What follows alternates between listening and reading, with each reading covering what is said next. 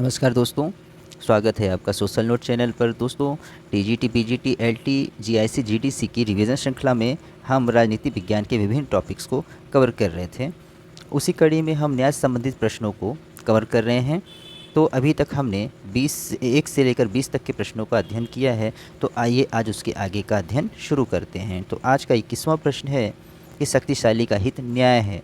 ये कौन कहता है? तो ये फॉस्टर, थ्रेसिमिकस, प्लेटो या मार्क्स। तो जो न्याय की ये अवधारणा रहती है प्लेटो जो अपना न्याय देते हैं, न्याय का सिद्धांत देते हैं, वो रिपब्लिक में, जो उनकी प्रसिद्ध पुस्तक है रिपब्लिक में देते हैं। और उसमें ये जो है वाद संवाद के माध्यम से न्याय का सिद्धांत का प्रतिपादन करते हैं, जिसमें सुकरात जो है प्रश्न पूछते हैं और उनके जो चेले होते हैं, उनके जो शिष्य होते हैं, वो उत्तर देते हैं। तो उसी में से एक उत्तर ये आता है कि शक्तिशाली का हित ही न्याय है। वही पूछ रहा है कि ये कौन है? तो फॉस्टर, थ्रेसिमिकस, प्लेटो या मार्क्स? तो मार्क्स नहीं, प्लेटो ने तो स्वयं प्रतिपादन नहीं किया। तो यहाँ पर ये थ्रेसिमिकस हो जाएंगे। थ्रेसिमिकस बोलता है कि शक्तिशाली का हित ही न्याय है। ये बहुत ही इंपॉर्टेंट क्वेश्चन है और ये टीजीटी और एलटी और पीजीटी का बहुत ही फेवरेट क्वेश्चन है। याद रखेंगे। अगला प्रश्न है, किसके मतानुसार न्याय शक्तिशाली का हित है? सेम टू सेम क्वेश्चन, वही क्लॉकॉन, थ्रेसिमिकस, पॉलीमार्कस, पाइथागोरस। तो बी ऑप्शन ठीक हो जाएगा, थ्रेसिमिकस। जस्टिस, जस से निकला हुआ है। जस का संबंध निम्न में से किस भाषा से है? अंग्रेजी, फ्रांसीसी, लैटिन या हिंदी? तो ये लैटिन भाषा से बना हुआ है, ठीक है ना। एक ट्रिक छोटी सी अगर आप याद रख सकें तो ये है कि जैसे आपको ना आता हो, अगर पूछ ले कि ये जो है किस भाषा से लिया गया है, तो अधिकतर जो है लैटिन भाषा का ही यूज़ किया जाता है। लैटिन भाषा से ही शब्दों को उद्धृत किया जाता है। तो आप वहाँ पर अगर आपको बिल्कुल ना आता हो तो, और माइनस मार्किंग ना हो, तो आप लैटिन भाषा के साथ जा सकते हैं। तो वहाँ पर 50-50 चांसेस हो जाते हैं कि आपका सही हो जाएगा। अगला प्रश्न देखते हैं। सामाजिक न्याय की अवधारणा पर निम्न में कौन बल देता है? सामाजिक न्याय की अवधारणा पर कौन बल देगा? तो मार्क्सवाद, उदारवाद या व्यक्तिवाद या बहुलवाद? तो मार्क्सवाद जो है, मार्क्सवाद क्या कहता है? मार्क्सवाद बोलता है कि समाज में दो वर्ग हैं, है ना। समाज में दो वर्ग हैं, एक उच्च वर्ग की बात करता है, एक निम्न वर्ग की बात करता है, ठीक है ना। जो जनता है, जो लोग हैं, लोगों में ही दो वर्ग वो बोलता है। कौन सा? एक उच्च वर्ग होता है, एक निम्न वर्ग होता है। और ये जो उच्च वर्ग है, ये उच्च वर्ग बनाता है राज्य को। ये उच्च वर्ग राज्य की स्थापना करता है और क्यों करता है? ताकि निम्न वर्ग का क्या कर सके? शोषण कर सके। ऐसा कौन कहता है? तो ये मानना है मार्क्सवादियों का कि लोगों के समाज, यानी लोगों के बीच, यानी समाज के बीच जो है दो वर्ग जो हैं उत्पन्न हैं, उच्च वर्ग और निम्न वर्ग। जिसमें से उच्च वर्ग क्या करता है कि राज्य का निर्माण करता है और उस राज्य के द्वारा वो निम्न वर्ग का शोषण करता है। तो मार्क्सवादियों को मानना है कि राज्य को समाप्त कर देना चाहिए, राज्य को समाप्त कर देना चाहिए, ताकि क्या हो? ताकि सामाजिक न्याय आ सके, ताकि सामाजिक न्याय आ सके, समानता आ सके लोगों के बीच में, है ना, समानता हो सके। कहता है कि इनके पास, अगर एक लोग के पास ज़्यादा अधिक संपत्ति है तो उसकी संपत्ति को सब में बराबर बराबर जो है बांट देना चाहिए, ताकि कोई गरीब ना रहे और सभी समान रूप से रह सकें। तो ये मार्क्सवादी जो है राज्य को क्या कहते हैं? राज्य को बोलते हैं कि राज्य शोषण करता है। तो राज्य एक शोषण का यंत्र है, राज्य शोषण का यंत्र है। ये कौन कहता है? ये कई बार क्वेश्चन पूछा गया है टीजीटी और एलटी ग्रेड में, बहुत ही इंपॉर्टेंट है ये, इसको नोट डाउन कर लीजिएगा कि राज्य शोषण का यंत्र है। तो ये कौन मानता है? तो ये मानता है मार्क्सवाद, है ना। ये कौन मानता है? तो ये मार्क्सवाद मानता है कि राज्य शोषण का यंत्र है। तो इस प्रकार से सामाजिक न्याय की कौन बात करेगा? जो समाज में समानता लाने का प्रयास करता है, तो वो कौन सा है? तो ये होते हैं मार्क्सवादी, यानी ऑप्शन ए ठीक हो जाएगा। इसकी व्याख्या पढ़ लेते हैं थोड़ा और समझ में आएगा कि मार्क्सवादी सामाजिक न्याय पर बल देते हैं। सामाजिक न्याय से तात्पर्य यह है कि नागरिक नागरिक के बीच सामाजिक स्थिति के आधार पर किसी भी प्रकार का भेदभाव न किया जाए, प्रत्येक व्यक्ति के आत्मविकास का पूर्ण अवसर प्राप्त हो, राज्य अपने विधायी तथा प्रशासनिक कार्यक्रमों द्वारा एक ऐसे समाज की स्थापना करे जो समाज समानता पर आधारित हो। किस चीज़ की बात कर रहे हैं? समानता की। मार्क्सवाद का सामाजिक न्याय पर बल देने के कारण ही विश्व के करोड़ों लोगों ने इसे अपनाया है। पंडित जवाहरलाल नेहरू के शब्दों में पंडित जवाहरलाल नेहरू के शब्दों में लाखों करोड़ों लोगों के लिए मार्क्सवाद के प्रति आकर्षण का स्रोत उसका वैज्ञानिक सिद्धांत नहीं वरन सामाजिक न्याय के प्रति उसकी तत्परता है। ये कौन कहता है? तो पंडित जवाहरलाल नेहरू, जो कि हमारे देश के पहले प्रधानमंत्री भी थे। अगला प्रश्न देख लेते हैं इसी कड़ी में कि सामाजिक न्याय का तात्पर्य है, कह रहा है सामाजिक न्याय का क्या तात्पर्य है? सभी को समान राजनीतिक अधिकार प्राप्त हों, सभी को समान आर्थिक अधिकार प्राप्त हों, सभी को धार्मिक स्वतंत्रता का अधिकार प्राप्त हो, या सभी प्रकार के भेदभाव यथा जाति, रंग, धर्म, लिंग आदि पर आधारित सुविधा प्राप्त हो। सामाजिक न्याय का मतलब क्या है कि सभी प्रकार के जो भेदभाव हैं उसके प्रति जो है मतलब वो भेदभाव कहीं पर ना हो, मतलब भेदभाव किसी प्रकार का ना हो, चाहे वो जाति के आधार पर हो, रंग के आधार पर हो, धर्म के आधार पर हो, या लिंग के आधार पर या किसी और आधार पर हो, ये भेदभाव जो है समाज में नहीं होनी चाहिए। तो सामाजिक न्याय का अर्थ यही हो जाता है ना, यानी ऑप्शन डी ठीक हो जाएगा। अगला प्रश्न देख लेते हैं, अंबेडकर के सामाजिक और राजनीतिक दर्शन का सर्वाधिक महत्वपूर्ण पहलू क्या है? अंबेडकर के सामाजिक व राजनीतिक दर्शन का सर्वाधिक महत्वपूर्ण पहलू क्या है? तो कानूनी न्याय है, आर्थिक न्याय है, राजनीतिक न्याय है, या सामाजिक न्याय है? तो अंबेडकर, डॉक्टर भीमराव अंबेडकर, जो इनका बहुत बड़ा योगदान है संविधान की रचना में इनका बहुत बड़ा योगदान है। जो संविधान का प्रारूप था इन्हीं के द्वारा तैयार किया गया था। ये प्रारूप समिति एक बनाई गई थी, ठीक है ना, प्रारूप समिति बनाई गई थी, उसके ये अध्यक्ष थे। कौन? डॉक्टर अंबेडकर उसके अध्यक्ष थे। तो ये सामाजिक और राजनीतिक दर्शन का इनका जो राजनीतिक दर्शन है और सामाजिक दर्शन है वो सामाजिक न्याय पर आधारित था, ठीक है ना। और आज भी जो है उसी के आधार पर जो इन्होंने संविधान बनाया उसके अनुसार ही अपना देश संचालित होता है, और जब कभी कहीं पर किसी प्रकार की अड़चन पैदा होती है तो संविधान का सहारा लिया जाता है। देख लेते हैं इसकी व्याख्या थोड़ी सी। अंबेडकर के सामाजिक व राजनीतिक दर्शन का सर्वाधिक महत्वपूर्ण पहलू सामाजिक न्याय है, ठीक है ना। सामाजिक न्याय की बात करते हैं कि जो है धर्म, मूल वंश, जाति और लिंग और जन्म के स्थान के आधार पर जो है कहीं पर भेदभाव ना हो, तो ये सामाजिक न्याय को लाने की बात करते हैं। कौन? डॉक्टर भीमराव अंबेडकर आजीवन समाज में दलित एवं पिछड़े वर्गों के अधिकारों एवं हितों की सिद्धि हेतु संघर्ष करते रहे। अगला प्रश्न देखते हैं, यूनानी दार्शनिकों ने न्याय के किस पहलू पर बल दिया? यूनानी दार्शनिकों की बात हो रही है, जहाँ से राजनीति विज्ञान की शुरुआत मानी जाती है ना, राजनीतिक दर्शन की शुरुआत मानी जाती है। बाद में राजनीति विज्ञान बना, आधुनिक युग में राजनीति विज्ञान बनता है ना। बाद में जब इसका वैज्ञानिक पद्धति से अध्ययन होने लगा तब वो राजनीति विज्ञान हो जाता है। और वैज्ञानिक अध्ययन पद्धति को शुरुआत करने वाले कौन? तो वो हैं आपके अरस्तु क्या करते हैं, 158 देशों का ये जो है संविधान का अध्ययन करते हैं, संविधान का तुलनात्मक अध्ययन करते हैं ना। तो वहीं से क्या होता है, एक प्रकार से जो है राजनीति दर्शन जो था वहाँ पर राजनीति में विज्ञान की शुरुआत हो गई। विज्ञान की शुरुआत कब होती है? जब किसी चीज़ का तुलनात्मक रूप में अध्ययन किया जाए, तथ्यों के आधार पर अध्ययन किया जाए।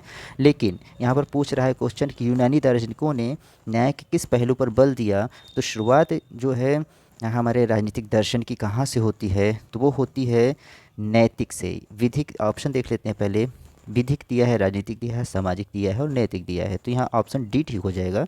तो हम बता रहे थे कि जो हमारा राजनीतिक दर्शन है उसकी शुरुआत कहाँ शुरू होता है? तो वो नैतिक दर्शन से शुरू होता है। शुरुआत की जो राजनीति की बातें होती हैं ना वो नैतिकता के आधार पर होती है, नैतिकता का आधार रहता है। तो प्लेटो जो थे वो नैतिकता के आधार पर राजा का जो है, राज्य के सबसे बड़े अधिकारी माने राजा का जो है नैतिकता के आधार पर एक दार्शनिक राजा बनाने चाहते थे, है ना, एक दार्शनिक राजा बनाना चाहते थे, और वो जो है अपने राज्य के हित के लिए कार्य करेगा। समझ गए होंगे आप लोग कि और ये यूनानी दार्शनिक थे। कौन? प्लेटो, अरस्तु, है ना। तो यूनानी दार्शनिकों ने न्याय के किस पहलू पर बल दिया? तो सीधे से आपको समझ में आया हो जाएगा, नैतिक, ठीक है ना। यहाँ पर जो भी फैक्ट मैंने बताया है उसको ध्यान से सुनिए और नोट कर लीजिएगा, बहुत इंपॉर्टेंट है, कभी भी क्वेश्चन बन सकता है। अगला है कि यूनानी न्याय की अवधारणा कैसी है? तो कानूनी, नैतिक, सामाजिक और राजनीतिक। तो कैसे हो जाएगी? नैतिक, यानी वैल्यू पर आधारित थी। और आज का जो अवधारणा है, जो आधुनिक अवधारणा है, वो किस पर है? तो वो फैक्ट पर है ना। हाँ, वो फैक्ट पर आधारित। आज का राजनीतिक दर्शन या राजनीति विज्ञान, सॉरी, वो कहाँ पर आधारित है? तो वो फैक्ट पर, यथार्थ पर आधारित है ना। यथार्थ पर आधारित है। धीरे धीरे क्या हुआ, जब मॉडर्नाइज्ड हुआ तो क्या हुआ, तब और भी चीज़ें, तब तुलनात्मक पद्धति के रूप में, तब केवल सिद्धांतों की बात की जाती थी शुरुआत में। धीरे धीरे जब राजनीति का विकास हुआ तब तुलनात्मकता पद्धति का विकास होने लगा। फिर धीरे धीरे जब और भी चीज़ें बढ़ती गई, मतलब वैज्ञानिकता बढ़ती गई, तब आधुनिक युग का जन्म हुआ। आधुनिक युग आता है तो वहाँ पर जो है मॉडर्न में यथार्थता की बात बिल्कुल की जाती है। तब जन्म होता है आईआर का, इंटरनेशनल रिलेशन का, जहाँ पर यथार्थवाद, परंपरागत यथार्थवाद, नव यथार्थवाद की बात की जाती है। आगे ये सब अभी हम लोग इसके भी क्वेश्चंस करेंगे। बहुत इंपॉर्टेंट है ये जो हम लोग कर रहे हैं। ये आपका चाहे टीजीटी हो, पीजीटी हो, या कोई अन्य परीक्षा, यहाँ तक कि नेट, यूजीसी नेट और जीडीसी और उच्चतर माध्यमिक की अगर परीक्षा, कोई भी परीक्षा है, आपके लिए बहुत ही इंपॉर्टेंट क्वेश्चंस हैं। ये सब सभी जगह पूछे जाते हैं। अगला प्रश्न देखते हैं कि यूनानी न्याय की अवधारणा है, वही रिपीटेड क्वेश्चन, कानूनी, सामाजिक, नैतिक, राजनीतिक, तो ऑप्शन बी नैतिक। अगला देखते हैं, वितरण वितरक न्याय के सिद्धांत का प्रतिपादन सबसे पहले किया गया था किसके द्वारा? तो ये किया गया था अरस्तू, गॉडविन, हर्बर्ट स्पेंसर या रॉल्स द्वारा। तो वितरणात्मक न्याय की बात कौन करता है? तो ये याद रखिएगा, ये बात करते हैं अरस्तू। अरस्तू जो है वितरणात्मक न्याय की बात करते हैं। इसकी व्याख्या देख लेते हैं, थोड़ा सा समझ लेते हैं। वितरक न्याय या वितरण न्याय, डिस्ट्रीब्यूटिव जस्टिस, याद रखिएगा, बहुत इंपॉर्टेंट है। वितरण या वितरणात्मक न्याय की बात कौन करता है? अरस्तू, है ना। का प्रतिपादन सर्वप्रथम अरस्तू के द्वारा किया गया था। अरस्तू के अनुसार न्याय का सरोकार मानवीय संबंधों के नियमन से है। ये दो प्रकार के होते हैं, है ना। मानवीय संबंधों का नियमन कितने प्रकार से होते हैं? दो प्रकार से हैं। तो एक होता है वितरण का न्याय और एक होता है प्रतिवर्ती न्याय, ठीक है। और इसको, प्रतिवर्ती को परिशोधनात्मक, है ना, वो भी कहते हैं, या प्रतीकात्मक न्याय भी कहते हैं। इसके बारे में अरस्तू बताते हैं। और आगे कहते हैं कि वितरण न्याय का संबंध सम्मान, जो वितरणात्मक न्याय है उसका संबंध क्या है? सम्मान या धन संपदा के वितरण से है। ये फैक्ट है, नोट करिएगा कि वितरण न्याय का संबंध सम्मान या धन संपदा के वितरण से है। यह विधायक या लेजिस्लेचर के क्षेत्र में आता है। इसका मूल सिद्धांत है कि समान लोगों के साथ समान बर्ताव किया जाए, परंतु अरस्तू के अनुसार यह वितरण अंकगणितीय अनुपात से न होकर रेखागणितीय अनुपात में होना चाहिए। किस अनुपात में कहता है? ये अंकगणित के अनुपात में नहीं, ये रेखागणित के अनुपात में होना चाहिए। अर्थात सबको बराबर हिस्सा नहीं मिलना चाहिए, बल्कि प्रत्येक को अपनी अपनी योग्यता के अनुसार हिस्सा मिलना चाहिए। तो वितरणात्मक न्याय में ये क्या कहते हैं कि किसी को जो है क्या कहते हैं कि जो जैसा व्यवहार करेगा, जैसा जो व्यवहार करे या जैसा कार्य करे, उसी के अनुसार जो है, उसी के अनुसार उसको जो है हिस्सा मिलना चाहिए, है ना। उसी के अनुसार उसको जो है हिस्सा मिलना चाहिए, उसी के साथ वैसा ही जो है उसको पारितोषिक मिलना चाहिए। यही है वितरणात्मक न्याय, ठीक है। सम्मान या धन संपदा की वितरण की बात करता है वितरणात्मक न्याय में कौन? अरस्तू। और कहता है कि ये जो सम्मान और धन संपदा है, किसी व्यक्ति को ऐसे ही नहीं दे देना चाहिए, बल्कि उसके कार्यों को देखते हुए, उसकी जितनी योग्यता है उसके आधार पर उसको ये सारी चीज़ें मिलनी चाहिए, सम्मान और धन संपदा की बात, ठीक है ना। तो ये आप समझ गए होंगे। अगला प्रश्न देख लेते हैं। अब इसमें है, थोड़ा सा देखेंगे। लिखा है कि इसको थोड़ा और छोटा कर लेता हूँ तो यहाँ पर मिलाने में हम लोगों को ठीक रहेगा। तो ये देखिए, अब ऑप्शन भी दिख रहे होगा। लिखा है सुमिलित करना है, न्याय बलवानों का हित है। ये कौन बोलता है? इसके बाद व्यक्ति द्वारा अपने प्रकृति के अनुरूप अपने कार्यों का संपादन ही न्याय है। सार्वजनिक उपयोगिता न्याय की उत्पत्ति का एकमात्र स्रोत है। न्याय का अर्थ प्राथमिक वस्तुओं को न्यायपूर्ण वितरण है। तो न्याय शक्तिशाली या बलवानों का हित है, कौन बोलता है? तो ये बोलता है थ्रेसी मेकर्स, है ना। इसके बाद इसके बाद क्या है कि न्याय का अर्थ प्राथमिक वस्तुओं के न्यायपूर्ण वितरण से, न्याय वस्तुओं का न्यायपूर्ण वितरण की बात कौन करता है? पीछे हम लोगों ने ये पढ़ा हुआ था। तो ये जो है रॉल्स न्यायपूर्ण वितरण की बात करते हैं। तो यहाँ पर हो जाएगा डी का एक। इसके बाद है आपका कि सार्वजनिक उपयोगिता न्याय की उत्पत्ति ही एकमात्र साधन है। सार्वजनिक उपयोगिता न्याय का एकमात्र साधन है, तो ये बोलते हैं आपके ह्यूम, है ना। इसके बाद कह रहा है कि व्यक्ति द्वारा अपनी प्रकृति के अनुसार अपने कार्यों का संपादन ही न्याय है। तो प्लेटो क्या कहता था कि व्यक्ति जो है 3 वर्गों को वो ये बताता है समाज में, कहता है कि व्यक्ति अपनी क्षमता और अपने जो उसकी प्रकृति है उसके अनुसार कार्य करे। जैसे सैनिक वर्ग है तो वो सुरक्षा का कार्य करे, और निम्न मतलब दास वर्ग है तो वो सेवा का कार्य करे, और जो दार्शनिक वर्ग है, जो राजा है, वो जो है संचालन का शासन संचालन का कार्य करे। और ये एक दूसरे कार्यों में हस्तक्षेप ना करे, ये हस्तक्षेप की बात भी नहीं करती, ये हस्तक्षेप ना करें। यही क्या है, सभी लोग अपने अपने क्षमता, अपने अपने विशेषता के अनुसार कार्य करें और एक दूसरे के कार्यों में हस्तक्षेप ना करें, उनके अनुसार यही न्याय है। ये कौन बोलता है, तो प्लेटो बोलते हैं। तो इस प्रकार से देख लीजिए मिल गया है ए का 2 और ए का 2 देखिए ये और ये है। इसके बाद बी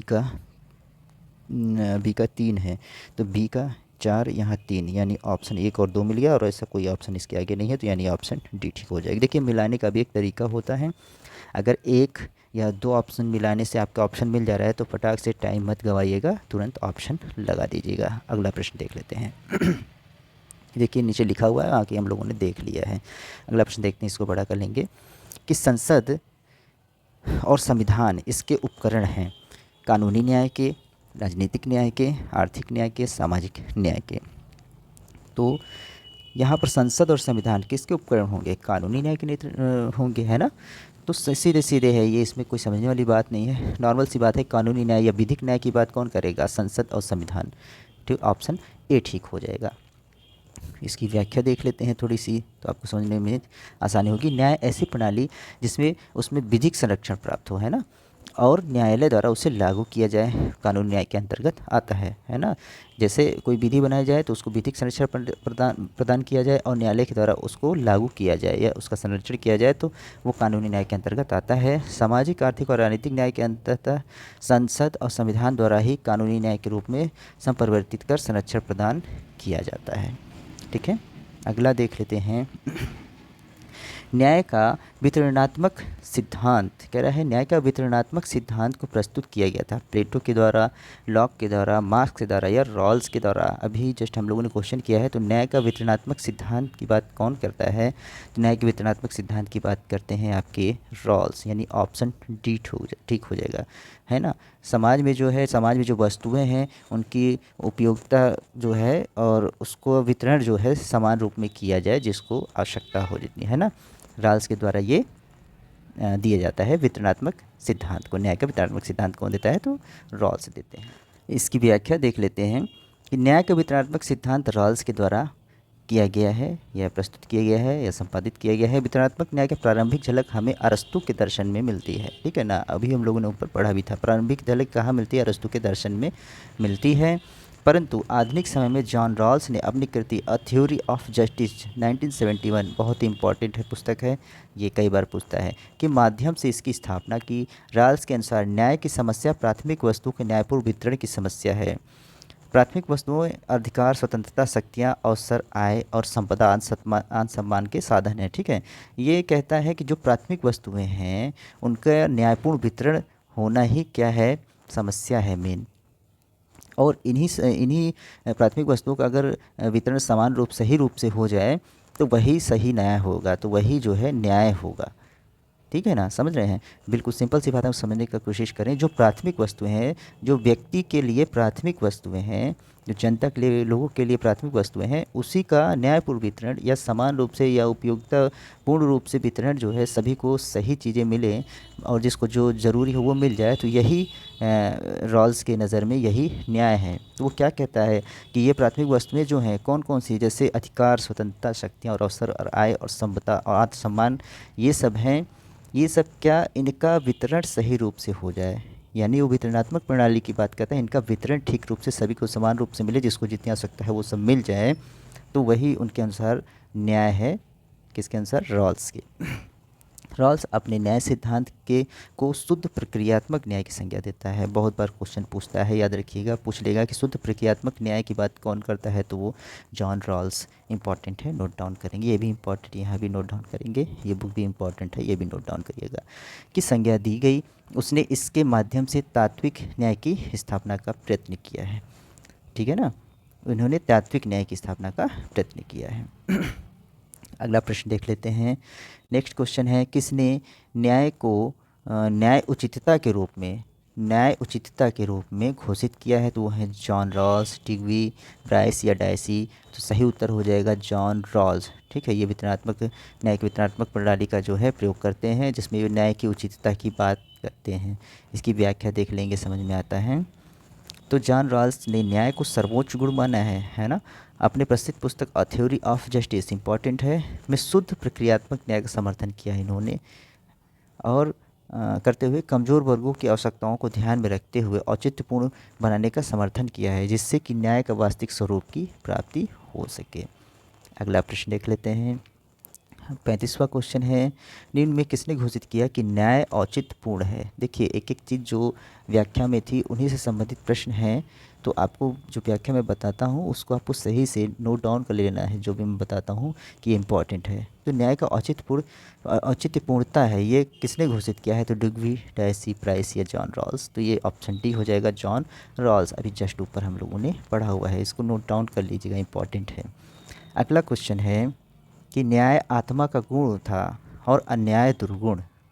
न्याय आत्मा का गुण था और न्याय दुर्गुण था, ऐसा कौन कहता है? तो अरस्तु, प्लेटो, सुकरात और कोई नहीं। तो जहाँ पर न्याय में आत्मा की बात या राज में आत्मा की बात हो, तो वहाँ पर कौन हो जाएगा? वहाँ पर आदर्शवादी जो भी होते हैं, जो भी आदर्शवादी विचारक होंगे, उनमें से कोई एक होगा। ये थोड़ा सा आप यहाँ पर ट्रिक बना सकते हैं। जब आत्मा वगैरह की बात हो तो वहाँ पर जो भी आदर्शवादी विचारक हैं वही हो सकते हैं। तो यहाँ पर आदर्शवादी कौन है? तो ये प्लेटो है, यानी ऑप्शन बी ठीक हो जाएगा। प्लेटो जो है न्याय आत्मा का गुण और अन्याय दुर्गुण ऐसा बोलते हैं।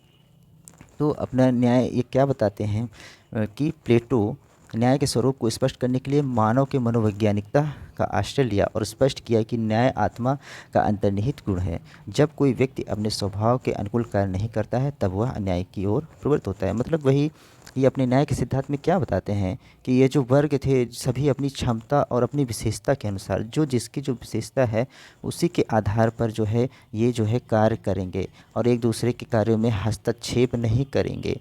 लेकिन जब कोई व्यक्ति अपने विशेषता या अपने स्वभाव के अनुरूप कार्य नहीं करेगा, तब वहाँ पर क्या होता है?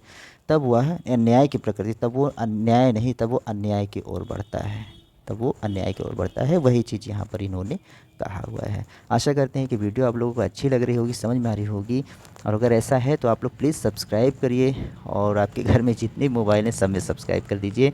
सब्सक्राइबर की बहुत ज़रूरत है, 1000 सब्सक्राइबर मेरे पास होने चाहिए। बस इतनी सी आशा है आप लोगों से। बहुत बहुत धन्यवाद, मिलते हैं अगले वीडियो में।